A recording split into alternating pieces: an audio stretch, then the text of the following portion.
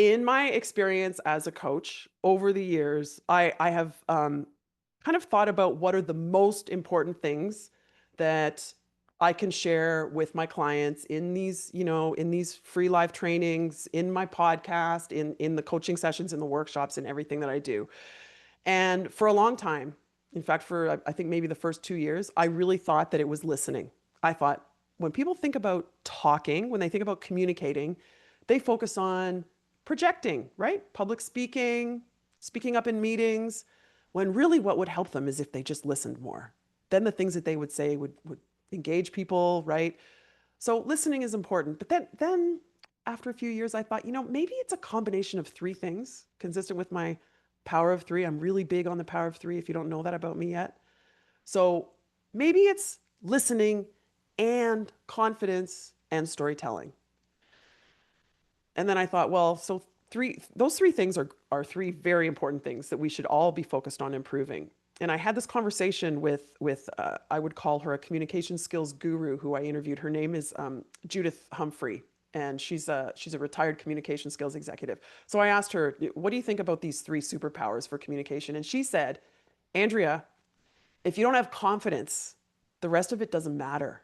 And I was like, "Oh, that's true. There are many of us who suffer from imposter syndrome, right? Who are who are thinking, as we're sitting in our seats, I know I have to say something. I know my boss really wants me to say something, but we're paralyzed with anxiety and with imposter syndrome. And so she said, if you don't have confidence, the listening and the storytelling doesn't matter. So that's why we're here. I've done a lot of free trainings recently on personal branding, developing your professional identity. I'm think it's time to take a step back and focus on our confidence. The thing that I wanted to share with you about imposter syndrome that I think is really interesting, this term was first established in 1978. So decades ago, two female social psychologists did some research on successful female executives, women who were kind of in seniors in later stages of their career, who had accomplished a lot. Their career trajectory was, a steep uphill. They'd done extremely well ascending the corporate ladder. And they were interviewing them about what distinguished them compared to women who hadn't done as well, right? And maybe compared to men. And they coined this term imposter phenomenon. They didn't call it imposter syndrome. They called it the imposter phenomenon. Interestingly, there's a big difference between a phenomenon, which is kind of benign, and a syndrome, which sounds like an illness, right? So since that paper was published in 1978, so much work and talking and thinking and research has been done on this imposter phenomenon. It has morphed to be imposter syndrome. We have realized it's not just women, it's everyone who is suffering from it. In fact, if you don't suffer from it, there might be something wrong with you. I did a bunch of research on this. Natalie Portman talks about, yes, the Oscar-winning, highly educated, incredibly successful actress and beyond. Tina Fey, Bill Gates. I mean, the list goes on and on. Everybody suffers from it. And like I said, if you don't, there may be an issue. Like maybe you need to stretch a little bit, or maybe you need to, be a little bit less arrogant and focus on your growth mindset. But so not just women, not just junior folks, everyone is suffering from it. And also there's been a critique on stop blaming women and telling them that they're suffering from something and instead change the culture. So while this is all going on, I'm here to tell you there are things, and I know this from lived experience, I know this from reading the research, and I also know this from working with my clients. There are things you can do starting right now to help you overcome imposter syndrome, regardless of the culture that you work in, and communicate with confidence and gravitas. Okay, so I want to share with you, based on this background and this thinking about these terms, a framework that has evolved slowly for me based on my experience coaching folks. And there's basically 4 levels.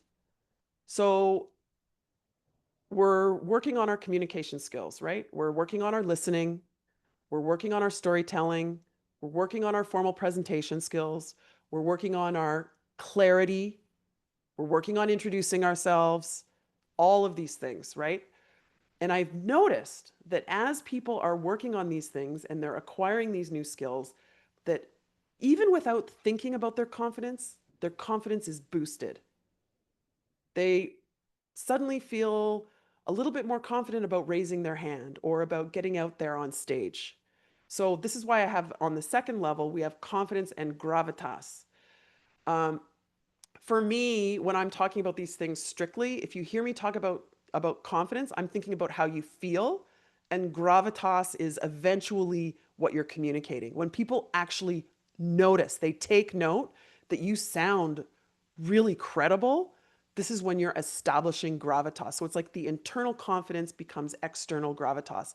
And by the way, there's all sorts of research and books written about executive presence. And one of the ingredients of executive presence is this gravitas. Okay. So that takes us to the next level. Once you start noticeably communicating with confidence and gravitas, people take note of your executive presence or your leadership presence.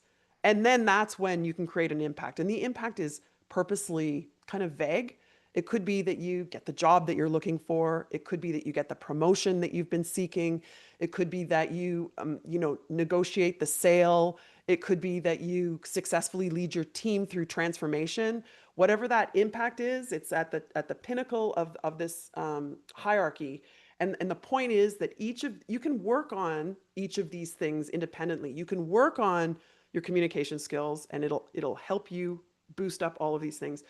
Interestingly, while communication skills helps you build confidence and gravitas, we can also, like we're doing here right now, work on our confidence, which is amazing, right? And then you can also do things to work on your leadership presence or your executive presence. So it's like you can attack it from the side and you can attack it from the bottom. I'm a visual person, and I also love turquoise, in case you didn't notice.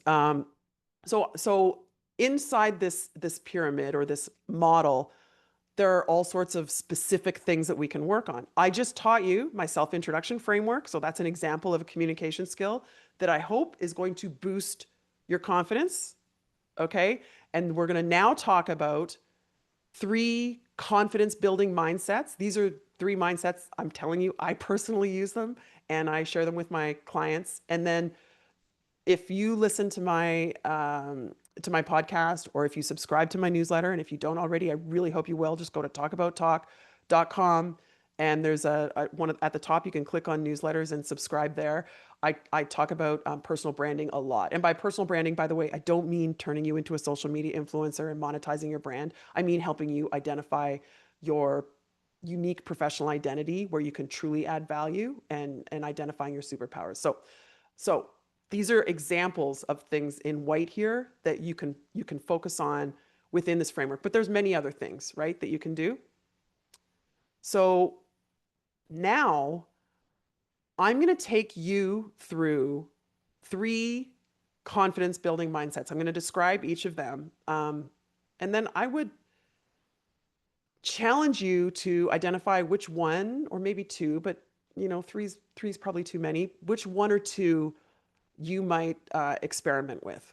Okay. So here we go.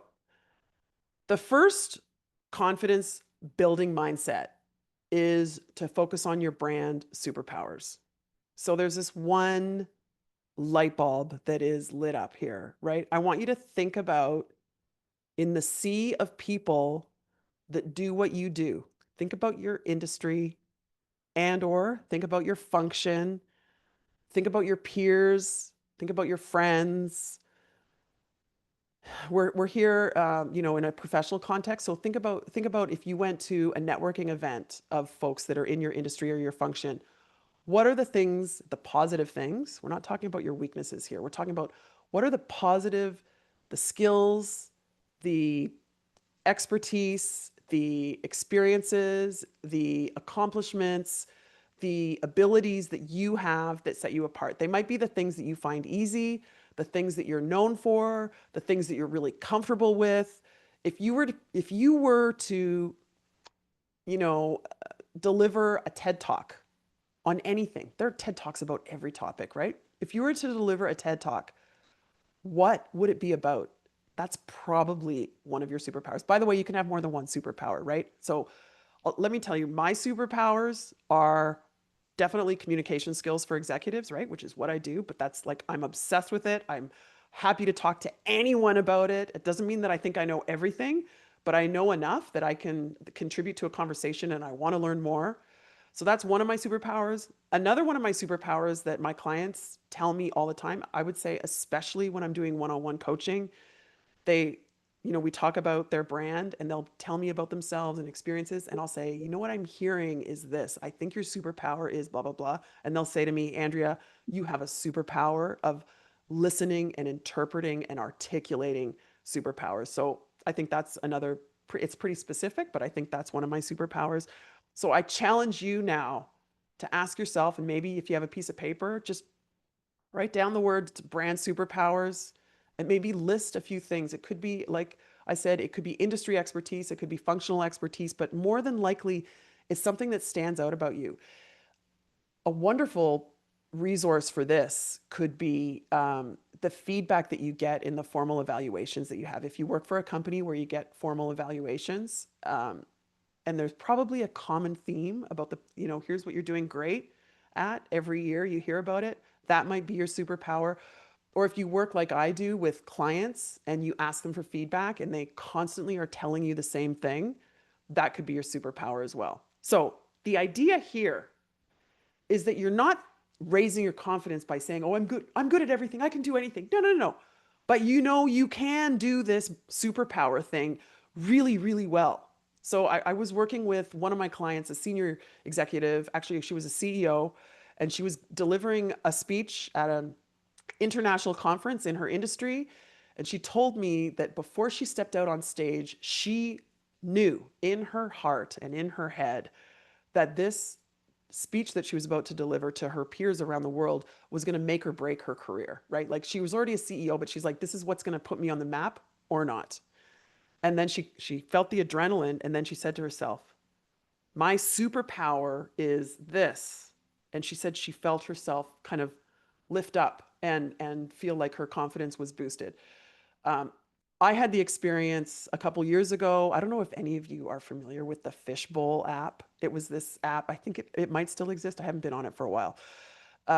Where it's an online social network, kind of like LinkedIn, but it's more about people talking to each other about their career goals. And they would have kind of experts come in and do audio only, like massive workshops, and it would be like a big Q&A. So they asked me to do one, and there were, I can't remember, it's like a ridiculous number. I don't even remember if it was in the hundreds or thousands. It was like it was either 800 or 8,000. Doesn't matter. There were many, many, many, many people in the audience, and I was sitting where I am right now. It's on your phone, and I remember thinking, I have no idea what people are going to ask.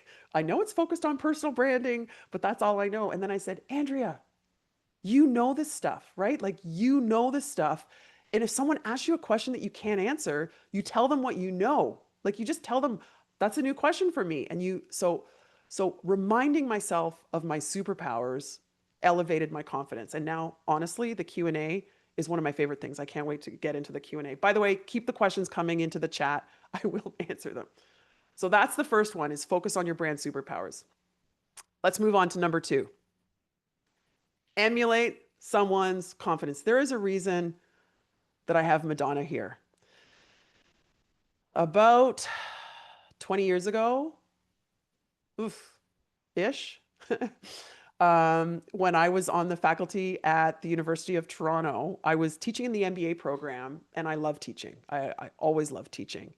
I got over my fear of speaking after I epically failed that one time.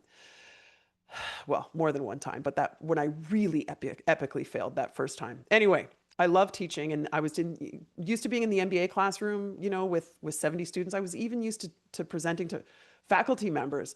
They asked me to teach a first year marketing class to the entire class of undergraduate students. So it was hundreds and hundreds, and they asked me to do this at Convocation Hall. So I made my slide deck, and I remember this was a big deal. So I was wearing my favorite suit and my favorite shoes, and I went over to Convocation Hall, which, by the way, seats 1,400.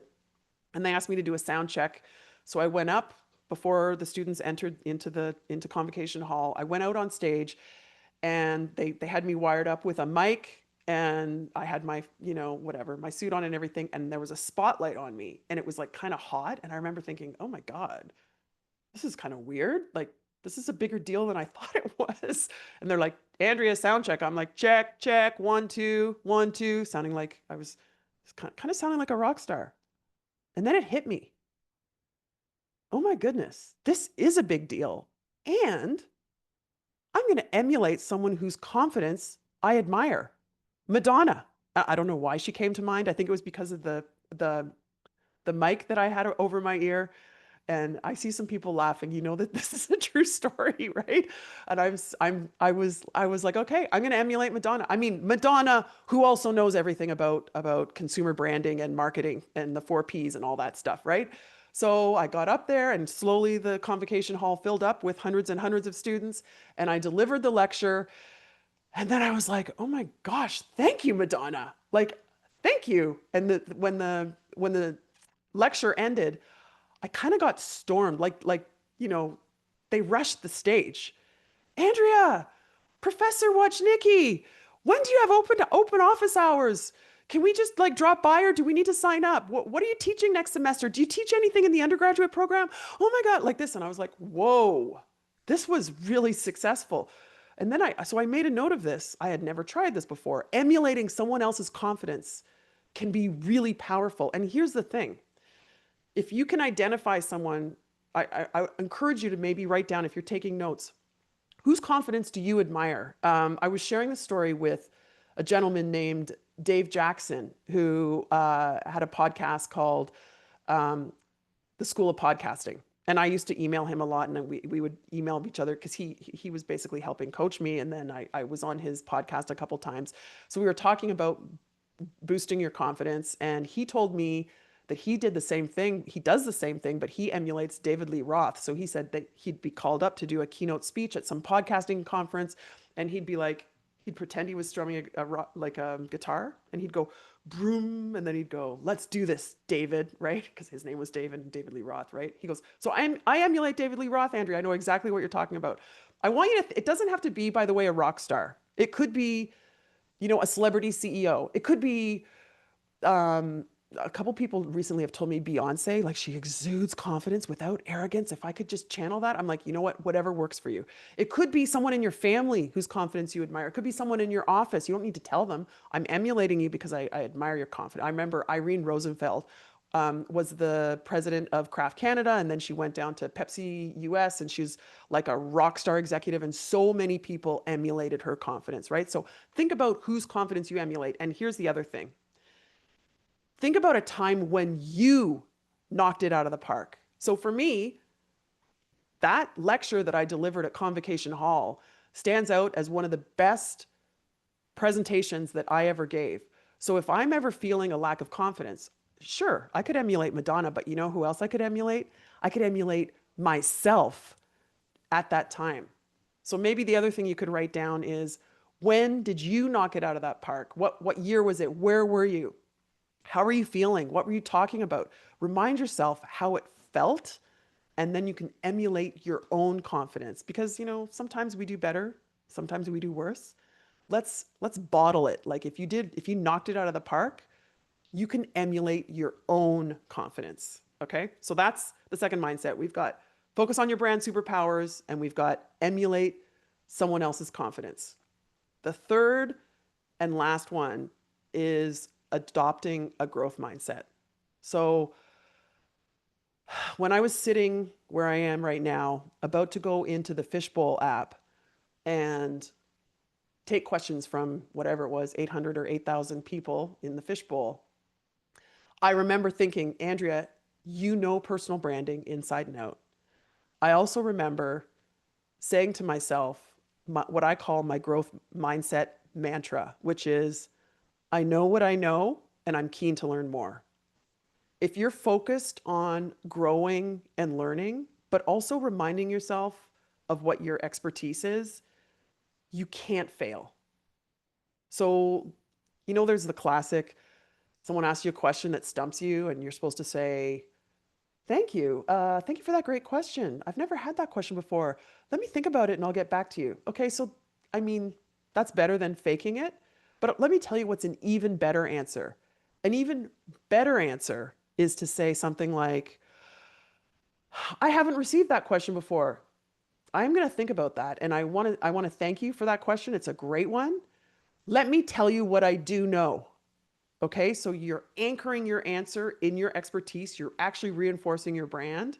You can say, based on my expertise in finance, based on a project that I recently worked on, let me tell you what happened and therefore how I would answer this question. Or based on, another client that I was coaching, let me tell you the story about what happened with them, right? So you can narrow your answer. You're not saying I'm answering the entire question, but I'm going to answer part of your question with my expertise and I'm going to think further about it. So thank you. This is adopting a growth mindset. One of the amazing folks who I interviewed for the Talk About Talk podcast, who's a stand-up comedian and an actor, he's also married to a stand-up comedian and actor, and he said that whenever she leaves the house to go to try out to audition for a gig, he would say to her, "Good luck, honey. Either come back with a contract or a story." And that would, of course, make her laugh. Like, you're right. I'm either going to succeed in achieving my goal or I'm going to have a story to learn from and a story to tell. Right. So this to me is another way of kind of operationalizing a growth mindset. If you are focused on learning, it's really hard to fail. It's really hard to fail. Um, so I mean, this depends on the context. So if I hadn't gone out and volunteered to do this big speech when I was working at Kraft, when I epically failed, I certainly learned a lot from that opportunity, and it gave me the opportunity to grow, right? So if you're focused on learning, it's really, really hard to fail. And by the way, not only do I not mind, I actually encourage you to adopt my mantra, which is I know what I know and I'm keen to learn more. And I encourage you to like fill in the blanks. I know what I know about whatever it is, right? And I'm keen to learn more. And then whenever anyone asks you something that you don't know, you can just say, "Hmm, let me give you an answer based on what I do know." Okay? So you can't fail. By the way, I would love it if one of you stumped me in the Q&A after giving you this speech. All right. So these are the three mindsets that I know I use myself, as I've shared with you, that I've shared with many, many, many clients in workshops and in one-on-one coaching. I encourage you now to think about which one or ones of these you might adopt. In fact, if you want to put it in the chat, you could either put brand superpowers, or you could put emulating people, or you could put growth mindset. Which one of these do you think resonates with you? And the reason I'm asking you to share it with everyone is if you type it out, you think about it, you prioritize it in your mind, and you share it, you're more likely to adopt it. And you know, um, I mean, it's tough to get real tact, actionable tactics, and especially if it's adopting a mindset. But I really am all about transformation here. I really want to make an impact on you. So just to kind of encourage that, I encourage you to put it in the chat. All right. So there are also lots of tactics that you can um, try. Things like deep breathing or certain ways of doing self-talk. There are things you can do physically. One of the questions that I got actually is about body language and confidence, and we'll get to that. But I thought it would be helpful if instead of getting really tactical, that we focused on the mindsets here, and we'll probably get more tactical in the Q&A. So as you're adopting these mindsets, you'll feel your confidence growing. And then as you do that, your gravitas, what you're externally communicating to other people, grows. And then that's when you establish leadership presence. And then, this is where when I'm going to tell you, when I started Talk About Talk, I had no idea that personal branding was going to be such a significant part of what I do. It's well over half of what I do.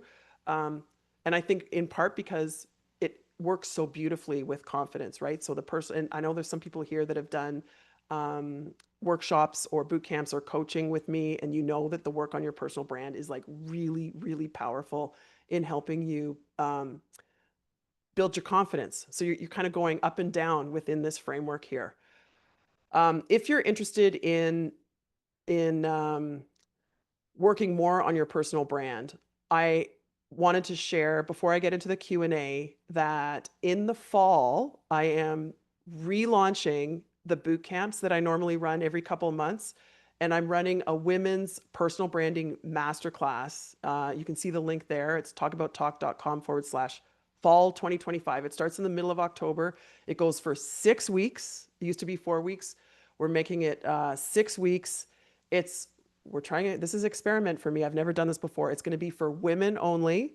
And we are going to be focusing on developing your professional identity and your executive presence. So it's really combining all of the stuff on confidence and gravitas and leadership presence and executive presence and your personal brand. So it's going to be truly transformational. I am so excited. If you go to the website, you'll see that the regular price is $950 US. If you sign up, there's an early bird pricing before August 15th. I think I have these details right. Before August 15th, you can save $250, and the promo code for that is early bird fall, all one word, early bird fall. Anyway, we'll make sure that gets put into the chat. But I want to open it now for any questions that you have specifically focused on this middle rung, I guess, the confidence, gravitas, overcoming imposter syndrome, and the mindsets, and also, of course, any tactics that you have questions about or suggestions. All right. I said I was going to give, oh, I see lots of people voting for which mindset resonates the most. I'm going to start here looking at the questions. Justin, thank you. Yes, I am bright-eyed and bushy-tailed. Yes, I am. Someone saw the beast yesterday. Okay. I'm looking for a question. I see people be brand superpowers. Oh, Amelia, I love that you put them in there. Love this. Okay. I'm looking for a question. Question, Justin, how many positive data points or experiences are required to begin shifting people's perceptions of a brand or person, particularly in the context of overcoming imposter syndrome? Okay, so Justin, I don't have an absolute number for you. I would say unequivocally, though, that if you can think about actually four things. I was going to say two things. Think about consistently using the words to explicitly say what your superpowers are, right? So I'm a communication coach. My superpower is coaching ambitious executives to communicate with confidence and clarity. Like I say that all the time. I say I'm not a fan of scripts, but I have memory. I encourage you to adopt certain phrases that you're going to use again and again and again. I know there's at least one person here who can say, I am a finance leader whose superpower is overseeing transformation and getting cars out of the ditch, right? So there might be a phrase, a metaphor that you're using that's really powerful. And if people hear it 2 or 3 times, it's going to start to register. So I want you to think about your words being consistent. And then I want you to also think about implicitly. So that's explicit, implicitly reinforcing it. So what does a person who does that, what do they look like? What do they sound like? Right? So part of what distinguishes me is that my coaching is based on research. It's not just fluff. It's not based on my experience as an executive, although I did work in branding, but it's also based on the academic research that I did, right? So I'm reinforcing that with my books and my degree, right? And I'm talking about it. So you reinforce things implicitly as well. And then I want you to also think about in person and online. So when you're in person, how are you showing up in a way? What are you talking about in person? Again, reinforcing those superpowers. And then also virtually, if someone was to search you, I was going to say Google search. Nobody Google searches anymore. It's like AI searching, whatever. When someone searches you online, what are they finding? And are you also in those in where they're finding you? Like your LinkedIn profile, the headline that you have underneath your name, your superpowers better be there. Your industry expertise, your functional expertise, right? So my answer, Justin, is really that I love your question because it implicitly communicates to me that you get this point. You want to reinforce again and again and again what your superpowers are. Um, Love it. Okay. Um, Question from Nikki on the topic of a growth mindset. If it's hard to fail, how to strengthen this mindset if it's been difficult to open a door or achieve success? How to stay motivated?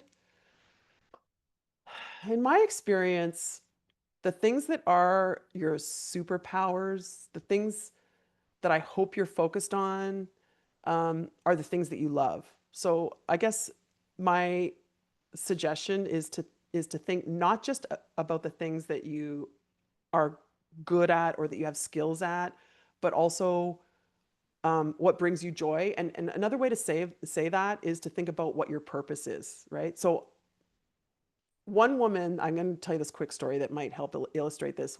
Senior executive that I was coaching, she was actually a partner at a big accounting and consulting firm. And she told me that she was feeling a lack of motivation and frustration in introducing herself and kind of thinking, I'm a senior leader now, but I don't even know if I'm doing the right thing with my career. And so we worked for a while on what her expertise was. And it ended up being that she had this really broad functional and industry expertise as a consultant. It's pretty common, right? And so I said to her, it's not industry or functional expertise that's your superpower. It's something else. Like, what's your purpose? And she said, oh, that's easy. My purpose is creating impact for my clients and even for my internal teams. And I'm like, bam, that is your superpower. Your superpower is creating impact. So now, whenever, a new project comes along at the firm and they're like, would you lead this? I said, it needs to go through this filter of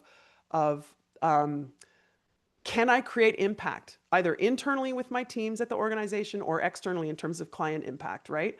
So I'm not saying creating impact should be your superpower or your thing that motivates you, but I am saying that it might be your superpower might be your purpose. And I think, Nikki, that might help answer your question. If you think about what your purpose is, your purpose can probably keep you more motivated than your kind of blanket expertise. I hope that helps. Lindsay, if you're doing something for the first time, meeting with a new client, do you recommend letting them know the early stage that you're at? I think you mean early stage in your career or early stage in kind of what you're doing. Um, I got to be careful that I'm not giving general advice that isn't applicable to everything. So I know this is not satisfying to hear, but it really depends on the context, right? If they're looking for someone that has credibility, maybe you don't mention that you've only been doing this for a short time and you instead mention a relevant experience or skill or expertise or even passion that you have, right? So I don't want you to think this self-introduction framework, for example, that I shared with you, where it's present, past. When you do the past, you don't have to share your chronology and share everything with them. First I did this, then I did this, then I did this. It's often more effective to think about what does the other person care about. And then you could say,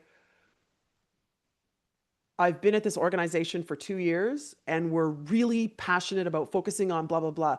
Previously, and then you talk about um, how it either empowers you or enables you or provides you with the skill or a perspective that's going to help in whatever the thing is. So you don't, I've noticed in people's self-introduction or in their answers about why they're qualified to do something, it's like, well, I've been here for 20 years or I've been here for 2 months or whatever it is.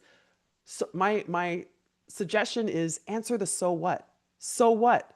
I've been here for 20 years where I rapidly ascended the career ladder. And I also worked in 3 different functions, which gave me the ideal experience that I need to be CEO, right? Or I've been here for 2 months and I love it. Let me tell you what I did before, right? So don't just tell me the number of how long you've been somewhere. That's a big so what. Tell me how that helps you, and what how that will resonate with the person. I hope that's helpful, Lindsay. Um, Doreen, as a confidential counselor, my role is to listen to employees and guide them through any conflict or inappropriate behavior of integrity issues. I'd like to gain confidence without losing my superpower, being warm, approachable, personal. Does this not conflict with each other? So, Doreen, you're making me remember some learnings that I taught recently to a bunch of physicians, and I was coaching them on how to deal with difficult people. So this is like a charged situation, right? Like someone's doing something inappropriate and it needs to be dealt with explicitly. This is where you as a person can talk about how you'd be implicit with this. You wouldn't say directly, but just get yourself in the mindset of, I am doing this person a favor, and you are not telling them like personally, here's what I think you should do. You go to the company policies and you help them understand them, right? So there's this like, it's almost like you have, it's not a bad cop, but it's like a benign third party that's in the room, which is the company policies. And you say, listen, I understand this is a situation. This is what's happened. We've had a few complaints. Um, I think we can correct this. We just need to be really clear on what the company policy is. And then you talk about the company policy. It's like this thing that exists that you must conform to. I hope that helps. So I remember this sort of model that I have when you're dealing with difficult people. How you deal with difficult people is going to vary depending on if it's a peer or a subordinate, or if it's your boss, or whoever or if it's a client or a customer. Of course, it's going to vary. So in this case, I think the analogy would be it's actually a subordinate. So you're the expert, you're the HR person or the person that's in charge. They're the more junior person, at least in this context, that you need to tell them this is the law, like this is how it's going to work here, this is the policy. So talk about that policy as like an entity, and you're doing them a favor by sharing it with them. And you can share it in a way like, I have no doubt that you're going to make this change. I hope that helps. All right, moving on. Um,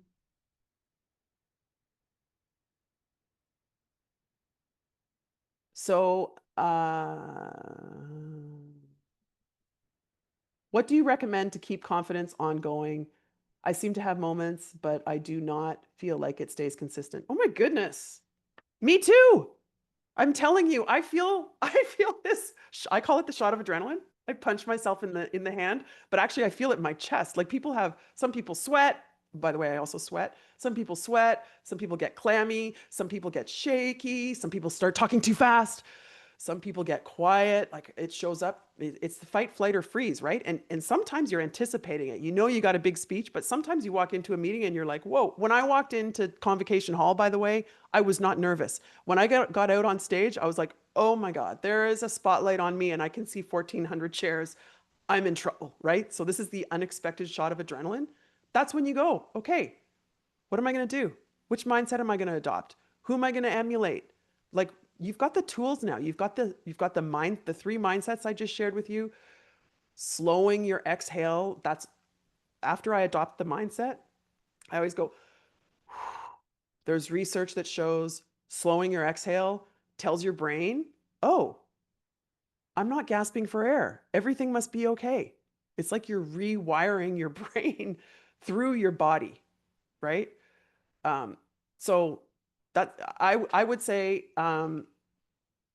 Nicole, who asked this great question, you can elevate your baseline confidence by improving your communication skills and by clarifying your personal brand, your professional identity, your unique skills.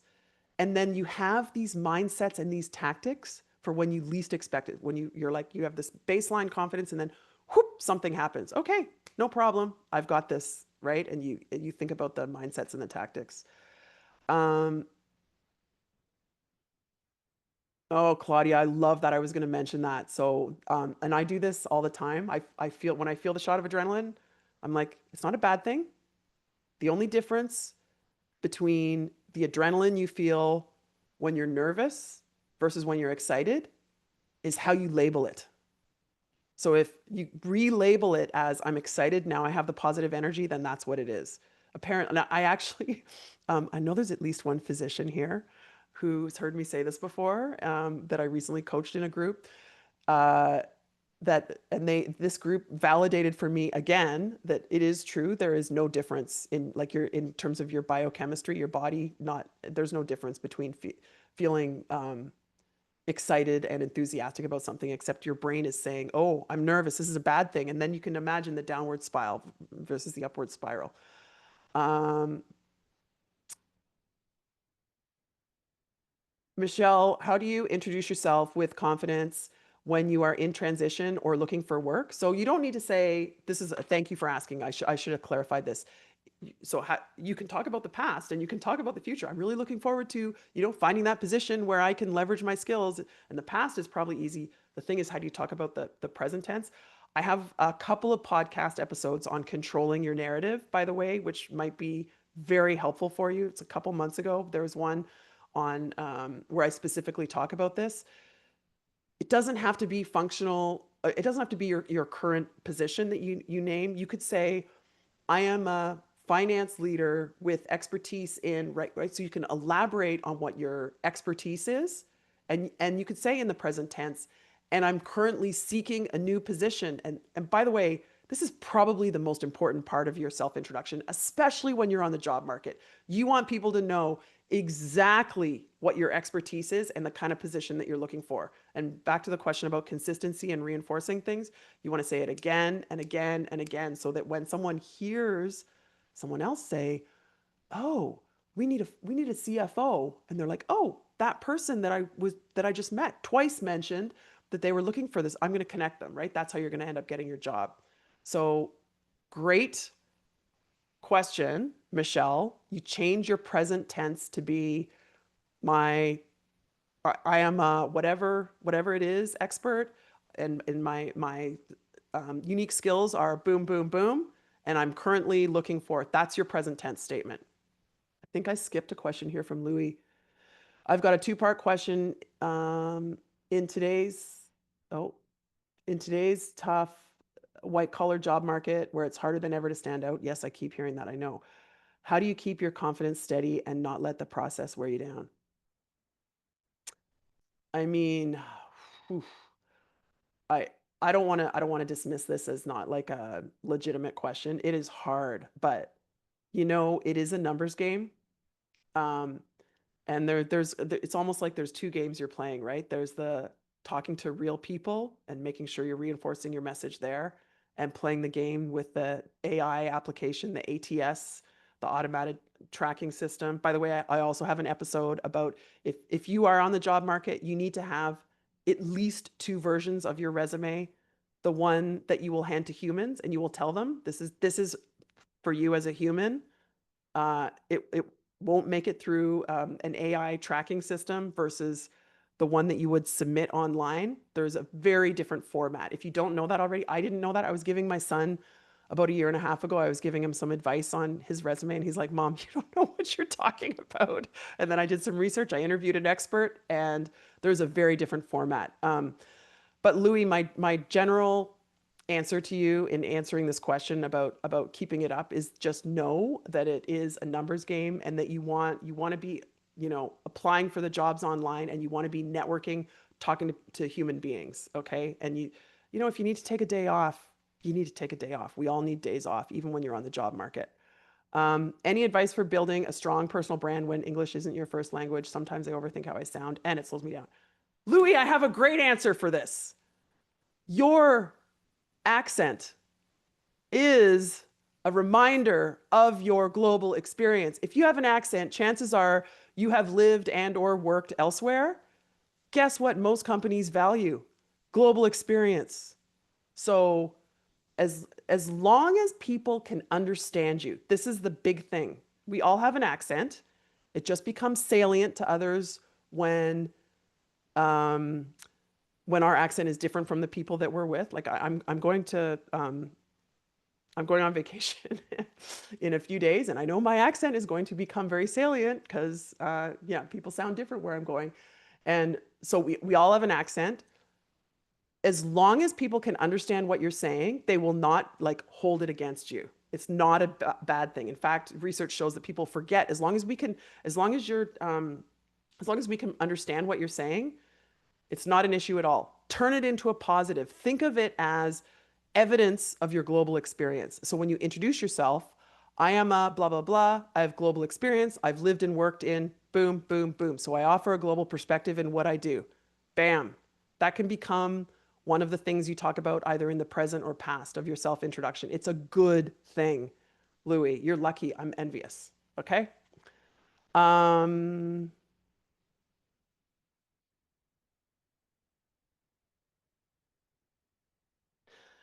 Justin's got another great question. How does imposter syndrome impact our perception of career timelines? Is there a point where not receiving a promotion, 2 years, three, whatever, it might be time to look for a new opportunity elsewhere to grow my brand and advance my career? So I know from working with very closely with some executive recruiters that people are staying less, staying shorter.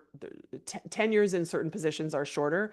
And sometimes when I co-coach people with executive recruiters, they'll say, you know, I think it's time to move on, or yes, it is time that you move on because the person comes looking for advice on how to position themselves in the job market. Um, that said, as long as you have stories of you creating impact, stories of how you made money, saved money, or solved a problem in an organization, that's probably the most important thing. If you're, and also if you're investing in growing your skills. So you just want to make sure that you're not stagnating, is kind of the big thing there. We've only got 3 minutes, so I want to read a couple of these questions that I got. Alan asked me this question. He said, I would be interested in please understanding the effect of body language on gravitas and a couple of things that we can do or avoid with body language in order to maximize gravitas. So my answer to this one, there's one big thing. Actually, I'm going to share two things with you. Um, So one is, so when you say communicating with gravitas, I'm going to assume you mean like you're feeling confident and people are perceiving you as confident, right? So what can we do with our body language? Two things. So I do have a 3-point body language scan. It's also a podcast episode that I encourage you to look at or to listen to. The 3-point body language scan is posture, hands, and eyes. Okay. I know some of you know that. I'm looking at the people that have their camera on. I know some of you I've taught that to before, or you've maybe listened to the podcast episode. Um, so thinking about those things will help you feel more confident because sometimes you just feel awkward and then you're like, what do I do with my hands? And then suddenly you look awkward. You don't just feel it, you look it. So running through that 3-point body language scan is, but the one thing that I would do that I would remember is that confident people are expansive. Put another way, confident people take up space. I'm holding my hands out. You can't see because I'm online. Um, they take up space. So if you find yourself feeling a lack of confidence, right? You might feel yourself getting small, leaning over, making yourself small. Put your shoulders back, take your arms out, uncross your legs, maybe man spread, you know, move your legs, get big. If you're standing up, stand up tall. Joey's killing himself laughing. So confident people are expansive. And this goes to Amy Cuddy, the professor who wrote the book or did the TED Talk. It's one of the top, I think, top 5 TED Talks on power posing. And if you make yourself expansive, you do the Wonder Woman pose, you will feel more confident and you'll definitely be perceived as more confident.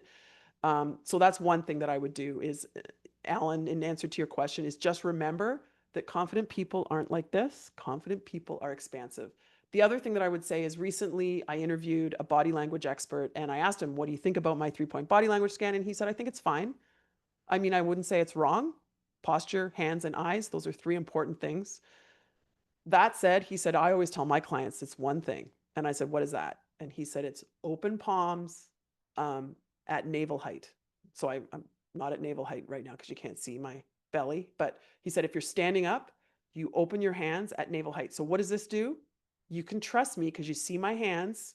I'm not holding a gun, a knife, a rock, a spear. I'm not going to kill you. So we're wired to trust people when we can see their open hands. Even when you're online, you could just every now and then do this or show them three pawn. Like you can see my hands, right? As I'm speaking, it's communicating my confidence and you can trust me. So, and then he said navel height because you're really emphasizing that you're making yourself vulnerable to other people because I'm showing you my open abdomen that's not even covered by ribs. You could kill me if you wanted to, but I still trust you.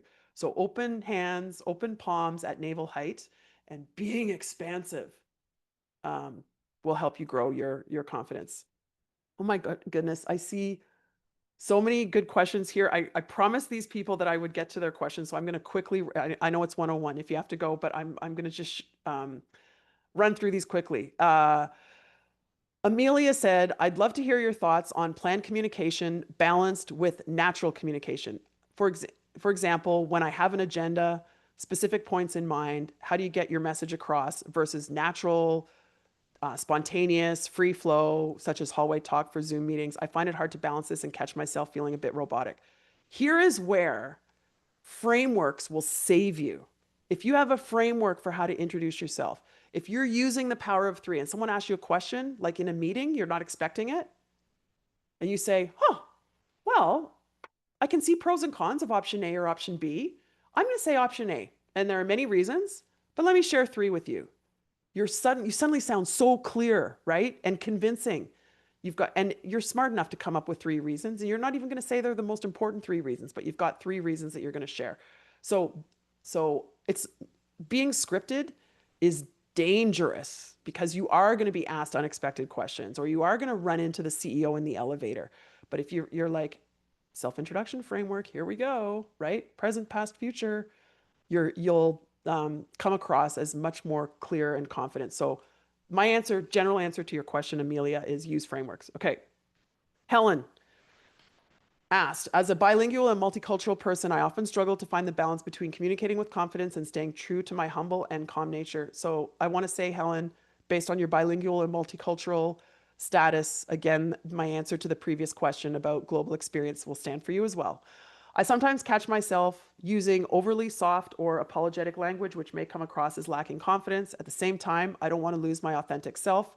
As you often say, everyone's power lies in their authenticity. My question is, how can we balance cultural views of humility with confident communication? And what does humbleness mean to you? Okay. Humbleness means to me having a growth mindset. If you are humble, which is a good thing as long as you're not overly humble, right? You don't want to be anxious and paralyzed with a lack of confidence. If you're humble, you have a growth mindset. I know what I know, and I'm keen to learn more. So that's what humbleness ideal level of confidence would mean to me. How do you balance cultural views of humility with confident communication? I would be tempted to spell it out. I've heard this a lot. In particular, I'm going to say from Asian women. I'm just going to say it. This is what they tell me. They say, as an Asian and as an Asian woman, I'm really not comfortable, standing out. I don't want to be the tall poppy. I want to blend in. And you're telling me, Andrea, that I need to stand out. And I would remind them, it's not about saying that you're good at everything. You're being very specific about the skills and expertise where you can uniquely add value. And you can spell it out. You could say, as a woman from whatever the country is, I've been taught not to stand out, but I can tell you one thing that I'm really confident about is this. You could spell it out. Maybe you're in a conversation with your manager and you could say, sometimes I'm not comfortable, speaking up, and answer it that way. I hope that helps. Um, I I've done what I promised myself I wouldn't do. I've gone 5 minutes into overtime. I'm going to post the recording of this live training on LinkedIn. And if you have any other questions, just go to the post and or you can DM me on LinkedIn, of course, and I'm happy to answer them. I loved the questions that I received from all of you. I hope that this framework that I've shared with you, from communication skills to confidence and gravitas, up to leadership and executive presence, and focusing on your personal brand, will help you make an impact, the apex in the pyramid, the star at the top, in whatever your career goals are. Okay. Thank you so much, and I'll see you soon on LinkedIn. Bye.